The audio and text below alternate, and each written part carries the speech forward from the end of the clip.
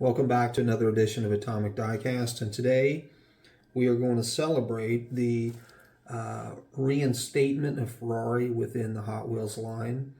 As many of you know, back in 2013, 14, somewhere in that period, Hot Wheels lost the licensing for Ferrari, and it was a shame because Hot Wheels had a long lineage of Ferrari cars going back to the 1970s with race bait.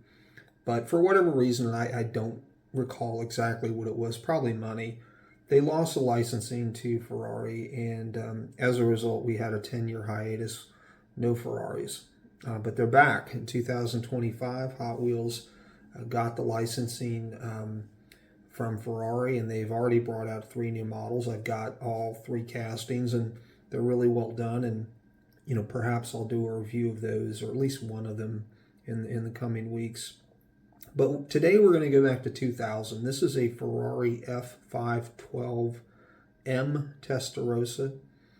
These cars were made from 1994 to 1996. They were extremely limited. I mean, they made 501 in total, but I guess for Ferrari, that's not real small production.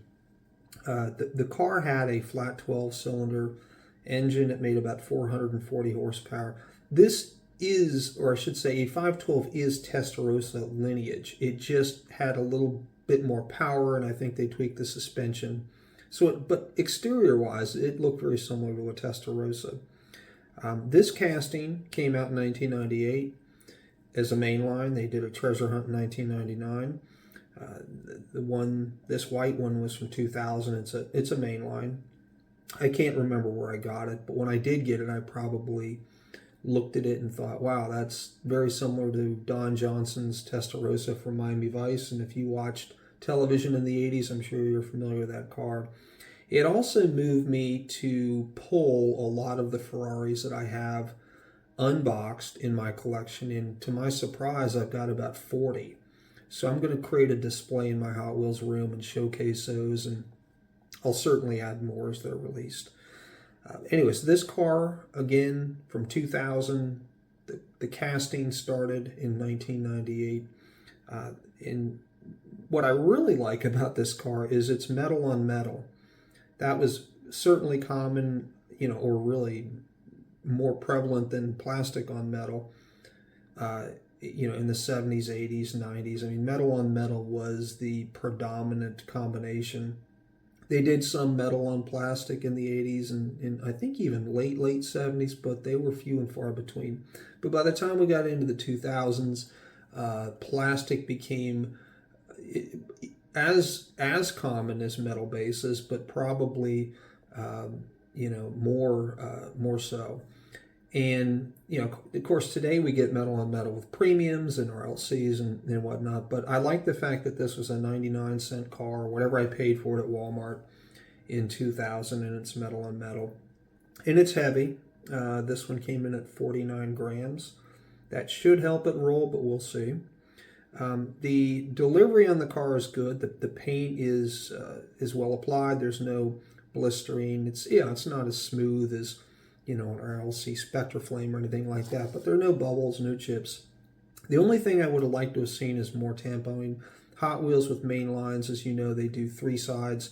They did 2 on this. They did the top, which is the hood, the little Ferrari emblem that you see. And on the back, they did the Hot Wheels logo around the license plate bracket. What I would have, and those look fine.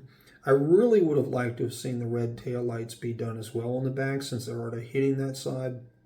And on the front, doing a tampo for the parking lights. The headlights are Phillip up, so I wouldn't expect those, of course, to be done. But, those are minor things. Overall, the car is very, very clean. The wheels are 5-spoke, 5 SP codes, and those align well with the 5 spokes that came on the actual car back in the 90s. This casting, the Ferrari F512M Testarossa, of course, it stopped in 2013. So it was made from 1998 to 2013. They didn't do as many of these as they did the base Testarossa that started in 87, but there are a fair number out there, different color combinations, and a few wheel types were used. And my hope is that with Ferrari now being licensed again with Hot Wheels, that we will see this casting, among other older Ferrari models, come back and get reissued. Anyways, that's about it. We will send this down the track and see how it rolls. Okay, moment of truth. We'll roll it 3 times and see how far it goes and take an average. So number 1. Okay, 3. That isn't bad. Like I said, it's a heavy car. I expected it to go pretty good. See if it'll put it in the middle there. Okay, 3.5. I might have had it against one edge on that first try, so we'll do one more and see if we can get another 3.5 or maybe even better.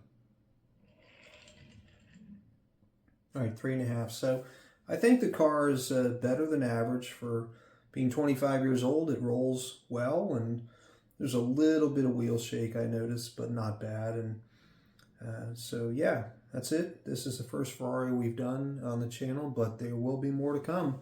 So please be sure to like and subscribe.